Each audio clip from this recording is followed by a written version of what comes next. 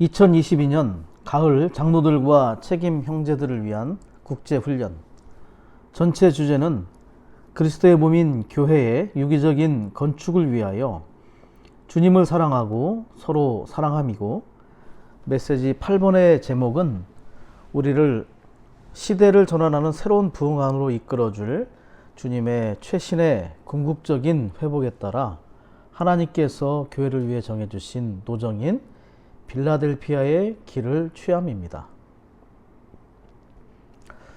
메시지의 로마서 1번의 핵심 키워드는 현재의 진리입니다. 우리가 현재의 진리에 뒤처지지 않아야 할 필요가 있습니다. 현재의 진리는 결국 우리를 이끌어서 새로운 부흥 안으로 인도합니다. 로마 숫자 2번, 3번, 4번은 각각 새로운 부흥의 세 단계인 신성한 계시의 고봉의 이름, 하나님 사람의 생활, 하나님을 따라 목양함을 말하는데, 이 세 단계가 모두 빌라델피아 교회의 이기는 이들의 특징과 연결되어 있다는 것에 주목할 필요가 있습니다. 그리고 로마 숫자 5번은 빌라델피아의 이기는 이들의 길을 가기 위해서는 라오디게아의 타락과 비뚤어짐에서 구원받아야 할 필요가 있음을 말합니다. 먼저 로마서 1번입니다. 현재의 진리는 최신의 진리라고도 말을 합니다. 시대를 바꾸고 그리스도를 다시 모셔오기 위해 필요한 것이 현재의 진리인 그 최신의 진리를 살아내고 실행해야 한다는 것에 강조점이 있습니다. 우리가 현재의 진리를 알기 위해서는 그 영께서 교회들에게 하시는 말씀, 곧 지금 이 시간에 하나님의 음성을 들어야 할 필요가 있습니다.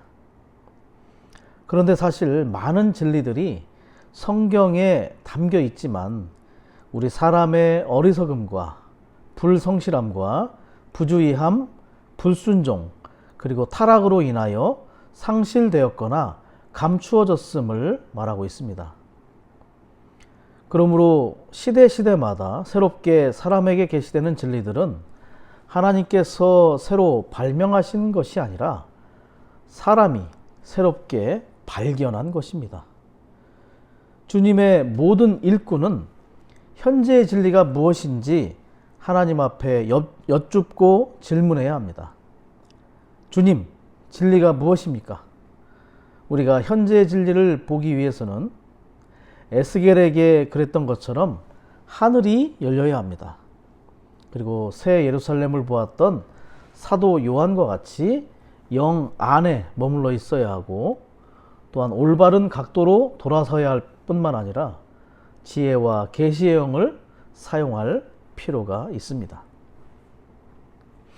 진리는 헬라어로 알레테이아라는 단어를 사용하죠. 실제라는 말로도 번역이 될 수 있습니다. 진리가 우리를 실제 안으로 인도해 줄 수 있습니다. 사복음서에 등장하는 빌라도라는 사람은 진리이신 주님 앞에서 진리가 무엇이요? 라는 질문을 던졌지만 진리이신 주님 자신을 알아보지 못하고 죽음을 맞이하게 됩니다. 진리는 바로 그리스도 그분 자신이시고 또한 인격입니다. 오늘날 우리는 하나님의 뜻의 조류 안에 살고 있습니다. 조류라는 것은 역대로부터 흐름이 있다는 것을 말해주고 있죠. 오늘날 우리가 보는 것은 계속해서 축적된 계시입니다. 우리에게 이러한 과거로부터 흐르는 하나님의 조류 안에서 현재의 진리에 뒤처진 사람들이 되지 않기 위해서는 주님께서 베풀어 주시는 은혜가 많이 필요합니다. 매일매일 공급되고 배설되는 주님의 은혜를 누림으로 현재의 진리를 긴밀히 따르고 현재의 진리와 동행하는 자들이 될 수 있기를 원합니다. 이러한 주님의 회복의 현재의 진리는 결국 우리를 새로운 부흥 안으로 이끌어 시대를 전환하기 위한 것입니다. 이러한 새로운 부흥 안으로 들어가 시대를 전환하는 것이 빌라델비아의 형제사랑의 교회 생활을 통해 가능하다는 것이 8번 메시지의 주요한 특징이라고 말할 수 있습니다. 빌라델비아 교회는 계시록 2, 3장에 등장하는 교회사의 7교회 중 6번째 단계에 있는 교회입니다. 이 7교회의 특징은 소아시아에 실제로 존재했던 지방 교회들이었죠. 이 7교회를 통하여 교회사를 처음으로 해석한 분은 형제회의 교사였던 앤드류 밀러라는 분이었습니다. 그것을 워치만 형제님이 받아들이셔서 우리가 7교회를 통하여 교회사를 배우고 알게 되었습니다.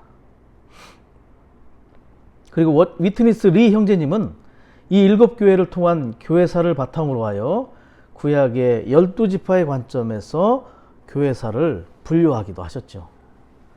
7교회들의 특징을 간단히 요약해 본다면 에베소 교회는 초대교회이고 이름은 바람직한 교회였으나 형식적인 교회로 전락되어 버렸습니다.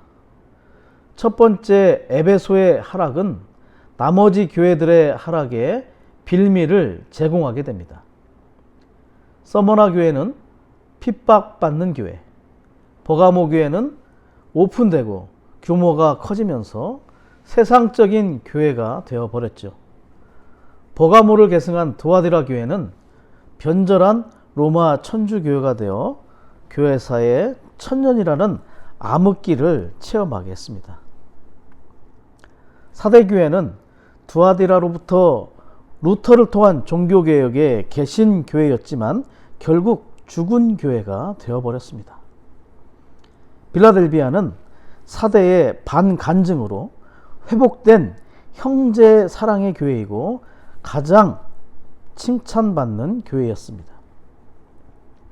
그러나 라우디게아는 회복되었다가 하락한 의견이 가득한 교회였죠.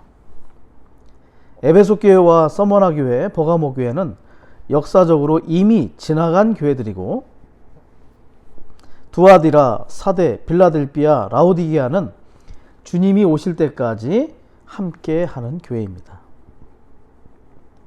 자, 다시 개요로 들어가서 로마서 2번부터 4번까지 새로운 부흥의 세 가지를 말하면서 빌라델비아의 이기는 이들의 특징과 연결하여 말하는 것이 아주 인상적입니다.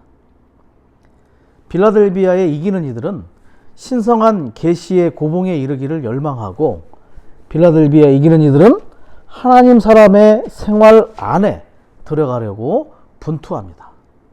그리고 빌라델비아의 이기는 이들은 하나님의 임재 아래 하나님을 따라 사람들을 목양하는 이들이었습니다. 새로운 부흥의 세 가지를 살펴보겠습니다. 첫 번째로 언급되는 신성한 계시의 고봉에서 계시는 이상의 방면입니다. 계시라는 단어는 하나님 편에서 말하는 것이고 하나님이 사람에게 열어주시는 것을 말합니다.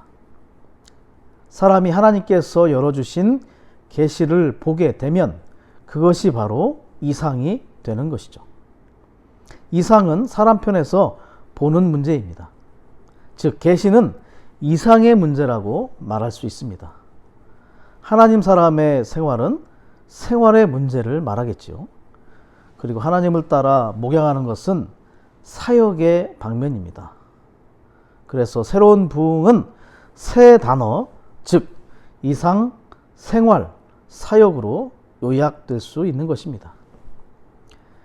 위트니스 리 형제님의 사역의 여러 터닝 포인트들 중에 마지막 두 단계를 살펴보겠습니다. 1974년부터 83년까지 라이프 스터디 생명 수업을 마치시고 84년에서 94년까지는 하나님께서 정하신 길의 단계로 생양교건이 중심이었습니다. 그리고 94년부터 새로운 부흥의 단계로 접어들었습니다. 신성한 계시의 고봉, 하나님 사람의 생활, 하나님을 따라 목양하는 단계입니다.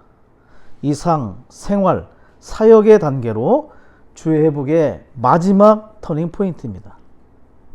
이때부터 이기는 자들을 부르는 단계 안으로 진입한 거죠. 이기는 자들이 되는 세 가지 큰 원칙, 바로 이상, 생활, 사역을 강조하고 있는 것입니다. 이상이라는 것은 바로 하나님의 경륜에 관한 분명한 이상입니다. 우리는 이 이상을 보았다면 반드시 우리의 생활이 바뀌게 됩니다. 우리가 본 이상은 값싼 이상이 아닙니다. 생활은 바로 하나님 사람의 생활이죠. 사람으로서 그리스도를 살고 표현하는 생활입니다. 우리가 본 이상이 우리의 생활을 바꾸게 해줍니다. 그러나 생활만으로는 부족합니다. 반드시 하나님을 따라 목양하는 사역이 동반되어야 합니다. 맹목적인 실행이 아닌 이상과 생활을 기반으로 한 하나님께서 정하신 길 생양교건을 수행하는 것이 바로 사역입니다. 그리스도를 분배함으로 사람을 얻고 그를 온전하게 해서 몸 안에서 나와 동일한 수준의 기능을 발휘하게 해야 하는 것입니다. 이것은 혼자가 아닌 활력그룹의 동반자를 필요로 하는 것이죠. 이것이 바로 시온인 그리스도의 몸의 실제를 이루게 해줄 것입니다. 사람을 돌보고 그들을 돌봐서 돌들과 보석들로 조성시켜서 성전의 견고한 기둥으로 세우는 것입니다. 1994년 이후로 모든 메시지들과 그 강조점은 바로 이상, 생활, 사역이 반복되고 있음을 볼 수 있습니다.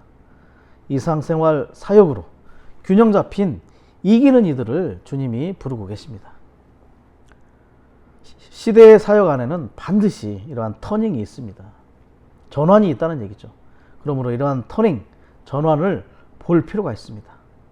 이 마지막 터닝 포인트 안에서 우리는 우리 자신에 대하여 또 우리의 교회 생활에 대하여 새로운 시작과 강화, 보강이 필요합니다. 활력 동반자 또 활력 그룹 안에서 우리는 더욱 그렇게 될 필요가 있겠죠. 로마서 2번입니다. 신성한 계시의 고봉에 이르는 즉 이상을 보는 것은 빌라델비아 교회의 이기는 이들의 특징이라고 말합니다. 그들은 계시의 고봉에 이르기를 열망하는 자들입니다. 우리도 신성한 계시에 관하여 이러한 열망이 있기를 원합니다. 계시의 고봉의 내용은 바로 하나님의 경륜에 관한 것이죠. 하나님이 사람 되심으로 사람을 신격에서는 아니지만 생명과 본성에서 하나님이 되게 하시어 그리스도의 몸이 산출되고 신부가 준비되며 새 예루살렘을 완결될 수 있게 하는 것입니다. 아시아의 7교회들이 바울의 사역을 버리고 떠났지만 유일하게 한 교회인 빌라델피아만 주님께 높은 평가를 받을 수 있었던 것은 그들이 주님의 말씀을 지켰기 때문입니다. 이 말씀은 하나님의 영원한 경륜에 관한 바울의 건강한 가르침의 말씀이며 신성한 계시의 고봉입니다. 우리는 하나님의 경륜에 관하여 분명할 필요가 있습니다. 우리의 이상이 되어야 합니다. 우리는 생명과 본성에서 하나님과 같아지고 하나님과 하나 되어 하나님에 대한 표현이 있어야 합니다.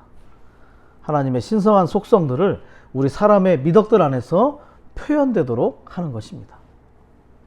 이것이 가능하도록 하나님께서는 우리를 무한한 예지 안에서 선택하시고 미리 정하시고 시간 안에서 구속하시어 우리 사람 안으로 그분 자신을 생명과 생명 공급과 모든 것으로 분배하심으로 그리스도의 유기적인 몸을 산출하시고 조성하시며 건축하시는 계획을 갖고 계십니다.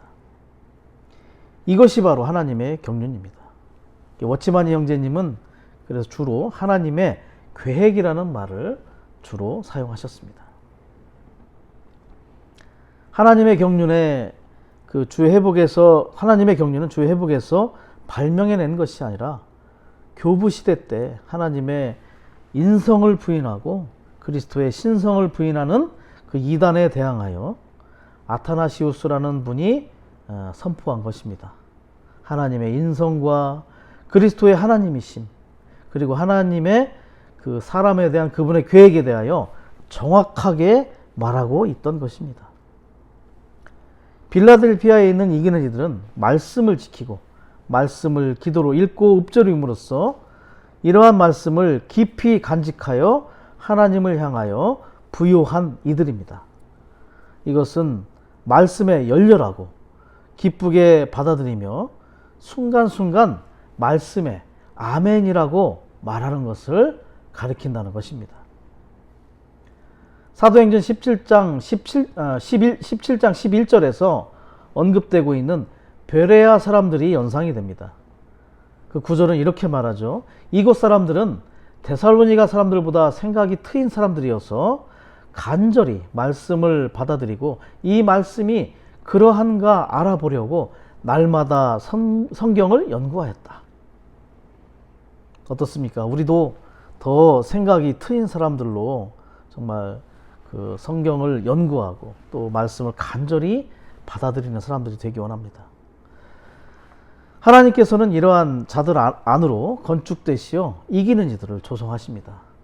그들은 성전 안에 살아있는 기둥들이 되게 하십니다. 이들 위에 하나님의 이름과 새 예루살렘의 이름과 주님의 새 이름이 기록되게 됩니다. 이 의미는 하나님과 새 예루살렘과 주님께서 이기는 이 개개인을 소유하시는 것과 하나님 자신과 새 예루살렘과 주님 자신이 이기는 이 각각에게 속한다는 것을 의미해 줍니다. 하나님의 존재와 새 예루살렘의 본성과 주님의 인격이 이기는 이들 안으로 일에 넣어짐으로 이기는 이들에게 삼일 하나님의 이름표가 붙여지고 생명과 본성에서 하나님과 같아지는 것을 의미합니다. 이름은 인격을 상징합니다. 사람의 인격이 하나님의 인격을 표현하는 것입니다. 로마서 3번은 생활의 방면입니다. 빌라델비아에 이기는 이들의 특징은 내주하는 보배이신 그리스도의 풍성을 누림으로 하나님 사람의 생활 안으로 들어가려고 분투하는 특징을 지닙니다. 하나님을 표현하는 생활을 위해 우리도 동일하게 이러한 분투하는 영들을 갖기 원합니다. 로마서 3번에서는 해고와 대치라는 단어가 핵심 키워드인 것 같습니다. 이사야서 22장을 근거로 볼 때 하나님께서는 히스기야 왕이 통치하던 시대에 하나님의 왕국의 청지기였던 셈나를 해고하시고 엘리야킴으로 대치하십니다. 엘리야김은 하나님의 집을 맡은 청지기, 그의 어깨 위에 하나님의 집의 열쇠가 놓인 분이신 모든 것을 포함하신 그리스도의 예표입니다. 그리스도는 하나님의 보물창고의 문을 여닫는 열쇠를 갖고 계시는데 이 보물창고 안에는 우리의 누림을 위한 그리스도 안에 계신 하나님의 풍성이 담겨 있습니다. 셈나는 바로 타고난 사람, 우리 자신을 상징합니다. 하나님은 창조시 우리를 고용하셨고 그리스도와 함께 십자가에 못 박아 우리를 십자가 위에 두셨을 때 우리를 해고하셨습니다. 우리 아담에 속한 타고난 사람, 천연적인 사람, 옛사람이 십자가 위에서 해고된 것입니다. 그리스도가 아닌 것은 하나님께서 다 해고하고 계십니다. 하나님은 구약 경륜 안에 있는 모든 것을 해고하셨고 그리스도로 대치하셨습니다. 우리는 해고되었고 대치되었으며 여전히 또 대치되고 있죠. 참된 교회 생활 안에 모든 성도는 해고되고 그리스도로 대치되므로 셈나에서 참 엘리야김이신 그리스도에 의해 파면당하고 대치되어야 할 필요가 있습니다. 그분은 우리를 그분의 복사판과 재생산이 되게 하십니다. 우리로 하나님의 비밀들과 하나님의 다양한 은혜를 맡은 청지기들이 되게 하십니다. 해고라는 말은 주로 직장에서 많이 사용을 하죠. 자신이 직장을 그만두는 것은 이제 사표를 낸다고 말을 하고요. 고용주로부터 통보받는 것은 해고라고 말합니다. 해고를 당한다는 것은 그 직장과 내가 무언가 맞지 않고 내가 그 직장에 이익을 주지 않으며 고용주가 보기에 분리될 필요가 있음을 말하고 있는 것입니다. 고용주이신 하나님께서 그분의 왕국 안에 옛나, 구약경륜, 타고난 천연적인 사람은 함께할 수 없음을 분명히 하셨고 또 십자가에서 처리하셨음을 우리는 반드시 보기 원합니다. 우리 안에 있는 샘나의 방면들이 한 방면 한 방면 더 처리되는 체험들이 있기 원합니다. 그리스도께서 우리를 대체하시는 것은 신약에서 접붙여진 생명의 문제로 설명이 됩니다. 야생 올리브 나무 가지들인 우리가 참 올리브 나무이신 그리스도 안으로 접붙여짐으로 그리스도와 연결되었습니다. 그분이 십자가에서 죽으셨을 때 우리도 그분과 함께 죽고 끝났습니다. 그분의 부활 안에서 우리는 그분과의 유기적인 연결과 결합을 통해 그분이 그 영으로 우리 안에서 계속 사심으로 우리를 대체하고 계십니다. 이것을 확증해 주는 것이 바로 침례입니다. 침이라는 것은 즉 헬라어로 밥티조, 잠기다라는 의미입니다. 우리는 침례를 통해 그리스도의 죽음과 부활 안으로 잠김으로 해고와 대체의 역사를 확증받을 수 있는 것입니다. 갈라디아서 2장 20절은 우리의 옛 나는 해고되었지만 다른 면에서 그리스도께서 오셔서 우리 안에서 우리와 함께 우리에 의해 우리를 통하여 사시는 새 나가 있음을 보게 해줍니다. 모든 것을 포함하신 그리스도, 우리와 함께 하시는 임마누엘의 하나님께서 그분의 경륜 안에서 모든 것을 대체하시고 우리의 모든 것이 되십니다. 바울의 완성하는 사역 안에서 그분은 우리 안에 내주하시는 그리스도이시고 모든 것을 포함하신 그리스도입니다. 결국 그분의 몸의 머리로서 우리를 통해 건축을 이루실 것입니다. 우리는 보배이신 그리스도 안에 있는 하나님의 풍성을 누리기 위해 세 가지 조건이 있음을 보아야 합니다. 첫 번째는 영 안에서 가난하고 마음이 순수하기를 훈련해야 하는 것입니다. 계속해서 비워드려야 합니다. 과거에 누린 풍성한 그리스도, 심지어 어제 누렸던 풍성한 공급도 비워야만 오늘의 그리스도, 현재의 그리스도, 지금의 그리스도의 풍성을 공급받고 누릴 수 있습니다. 계속해서 비워드리는 훈련이 필요합니다. 두 번째는 다윗의 열쇠를 사용하는 것인데 첫 번째는 내가 사용하는 것이고 두 번째는 그리스도께서 사용하시는 것입니다. 세 번째는 생명의 영의 법을 작동시킬 필요가 있음을 보는 것입니다. 두 번째 열쇠를 사용하는 것의 첫째 방면은 우리가 자아를 부인함과 십자가를 짐 그리고 혼생명을 이름이라는 열쇠들을 사용하는 것입니다. 소극적인 방면이죠. 십자가라는 열쇠의 적용입니다. 스물스물 살아 올라오는 옛사람의 타고난 것들이 계속해서 해고되어야만 합니다. 둘째 방면은 그리스도께서 열쇠를 사용하셔서 우리를 성전의 기둥으로 만드시는 것입니다. 주관적으로 우리의 내적 존재의 문을 여심으로 우리를 변화시키시고 하나님의 이름과 새 예루살렘의 이름과 주님의 새 이름을 지닌 기둥으로서 하나님의 집 안으로 건축하고 계십니다. 생명과 본성에서 하나님이 되게 하시어 새 예루살렘의 구성 요소가 되고 체험적으로 새로운 의미를 지닌 그리스도가 되게 하십니다. 바울이 사역하던 당시의 건축 기술은 주로 그리스 양식이었는데 그리스식의 건축은 원기둥을 사용하여 전체의 건축물을 지탱하는 방식이었습니다. 우리가 교회 안에서 그러한 기둥이 되려면 예수님의 합당한 인성이 필요합니다. 주님으로부터 오는 공급을 통하여 조성되고 건축됨이 우리 안에 너무나 필요한 것이죠. 건축된 이러한 기둥은 아주 견고합니다.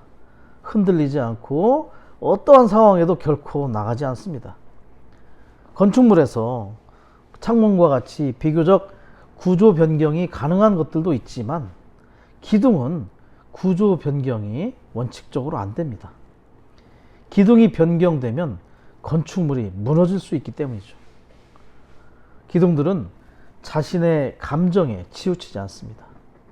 아침에 배우자와 말다툼을 했다고 해서 집에 오기 싫다고 해서 침대 위에 이불을 뒤집어 쓰고 들어 누울 수가 없습니다.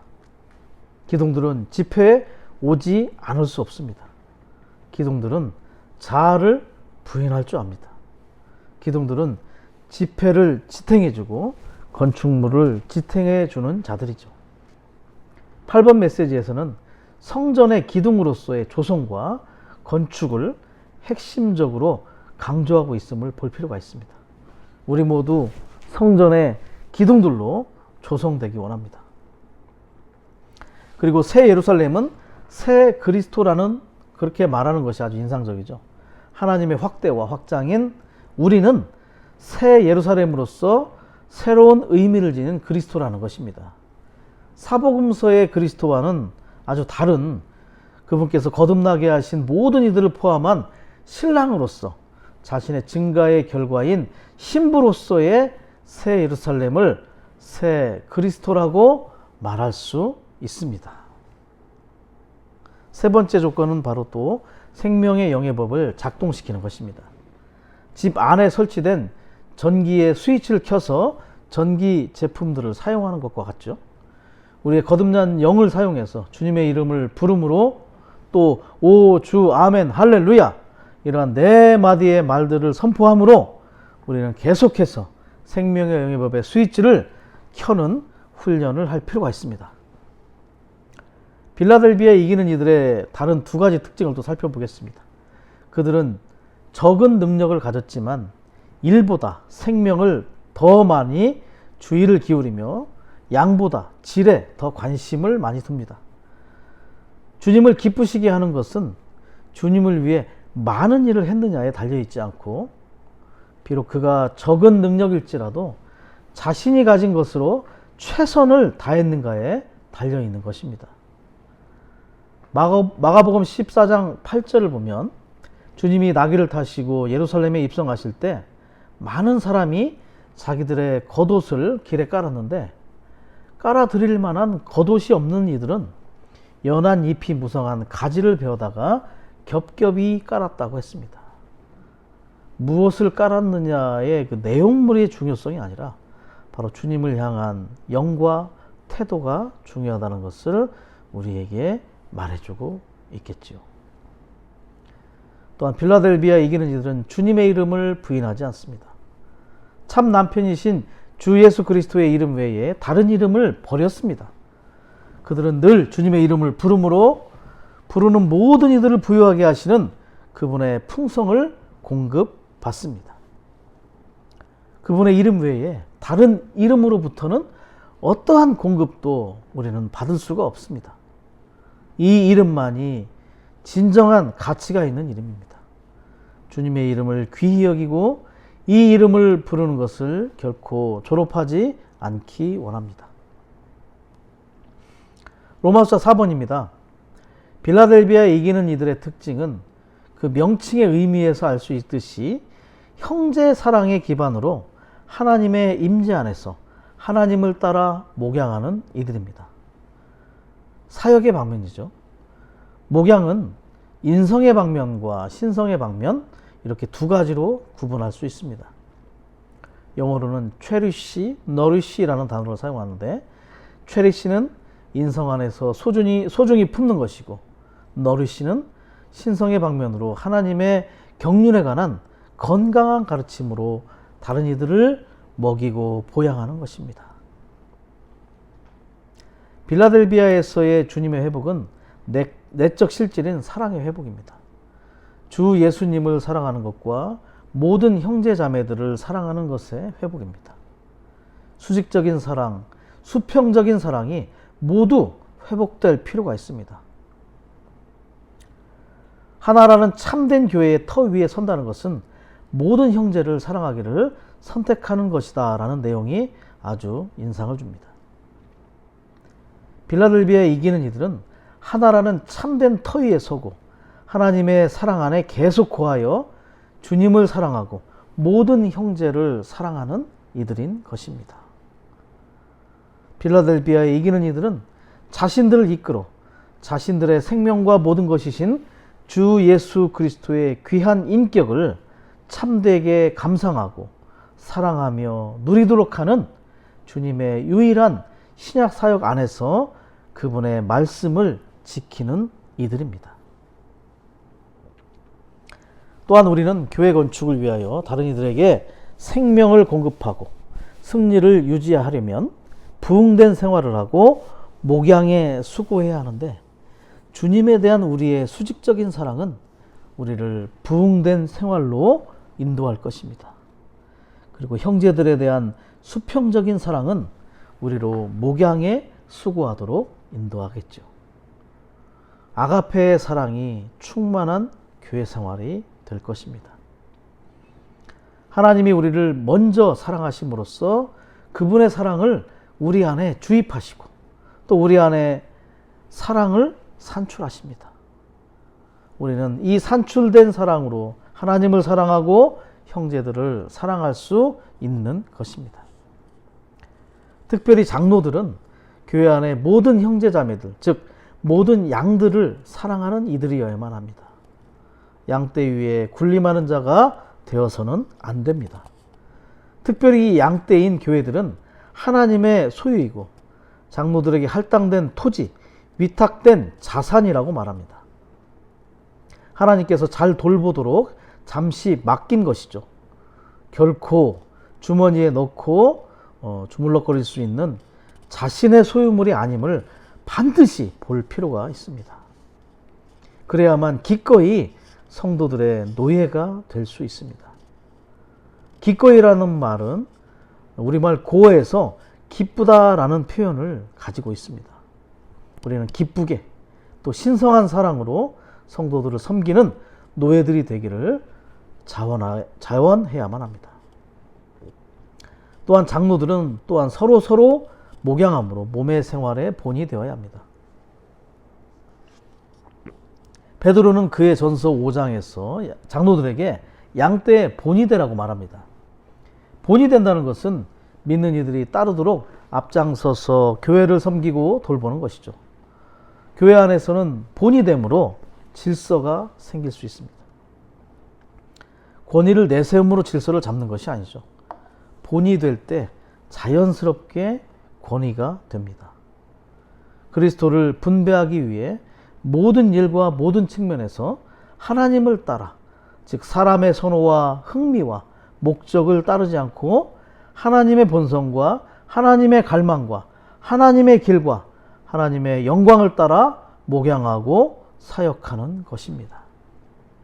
사역은 바로 사람들 안으로 그리스도를 분배하는 것이죠. 이러한 내적인 방면뿐만 아니라 외적인 방면에서도 우리는 성도들을 접촉하고 방문하여 또 식사에 초대하는 일을 할 수 있습니다. 또한 이 형제님은 장로들 서로가 사랑할 뿐만 아니라 가족들 사이에도 사랑이 있어야 함을 강조하셨죠.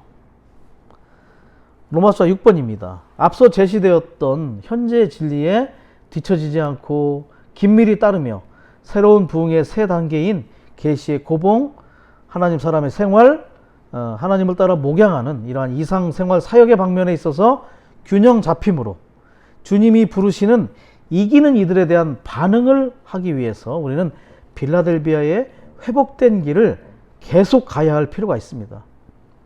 이것을 위해서 우리는 빌라델비아에서 타락하여 비뚤어진 빌라델비아의 길이 되어버린 라오디게아의 상태에 떨어지지 않도록 깨어있을 뿐만 아니라 또 언제든지 떨어졌다면 구원받을 필요가 있습니다.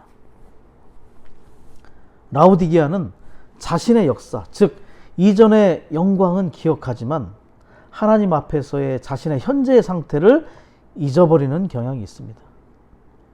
현재의 하나님의 임재, 생명을 주의해야 함을 기억해야 합니다. 빌라델피아에서는 진리가 풍성하지만 라우디게아에서는 교리만 풍부하고 결국 교리가 지식의 덫으로 임하게 됩니다. 교리가 그들의 덫이 되어버렸습니다. 명목상으로는 모든 것을 알고 있지만 실제로는 뜨겁지 않고 그저 미지근할 뿐이죠. 지나친 교리는 그들을 영적인 교만의 상태로 떨어지게 하였습니다. 풍부하고 풍성하게 되어 부족한 것이 전혀 없다고 말하지만 실상은 비참하고 가련하고 가난하고 또 눈멀고 벌거벗은 자신의 상태를 보지 못한 것입니다. 다시 빌라델비아의 상태로 회복하고 빌라델비아의 길을 계속 가고자 한다면 자신을 기꺼이 낮추고 대가를 지불할 필요가 있습니다. 하나님의 능하신 손 아래에서 겸손하게 되어야 하죠. 개인의 축복은 겸손에 있고 단체의 축복은 한마음 한뜻에 있다고 했습니다. 겸손하게 자신을 낮추는 자는 대가를 지불할 수 있는 준비를 갖추게 되죠. 반드시 자신을 겸손히 낮추고 대가를 지불하여 삼위일 하나님을 더욱 얻어야 할 필요가 있습니다. 불로 재련한 금, 즉 불같은 시험을 통하여 대가를 지불함으로 아버지 하나님의 본성을 상징하는 금을 많이 얻어야죠. 그리고 아들 그리스도를 상징하는 주관적인 의를 상징하는 옷이신 그리스도를 얻어야 합니다. 성경에서 옷은 행위를 의미하기도 합니다. 특별히 옷이 희다는 것은 흰옷, 희다는 것은 주님께 인정받을 수 있는 행위를 의미하는 것입니다. 이런 행위는 교회가 살아낸 주님 자신이며 회복되었다가 타락한 교회가 자신의 벌거벗은 수치를 덮기 위하여 필요한 것이기도 합니다. 그리고 눈에 바르는 안약이 필요한데 이것은 기름 바르시는 그 영, 생명 주시는 영을 상징합니다. 회복되었다가 타락한 교회는 자신의 눈먼 것을 치료하기 위하여 안약이신 그 영이 필요합니다.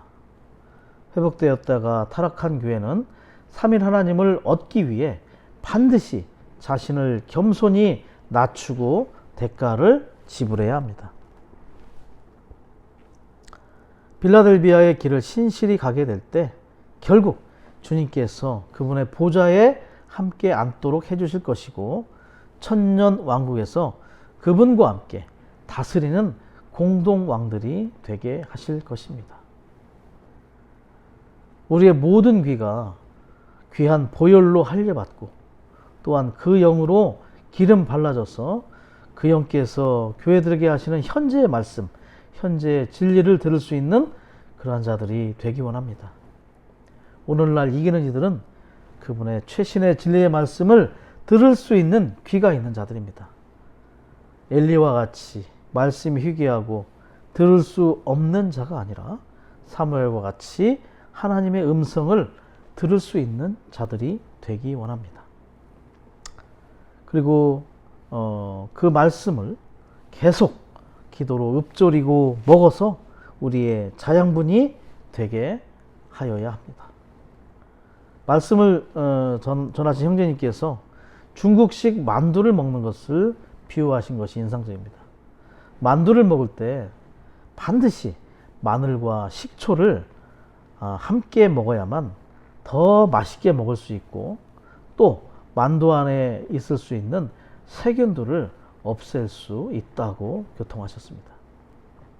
우리는 말씀의 달콤한 부분들 뿐만 아니라 권면과 경고의 말씀들을 받아들이므로 세균들을 없애고 또 하나님의 경륜에 속하지 않은 많은 것들로부터 예방접종을 받을 필요가 있는 것입니다.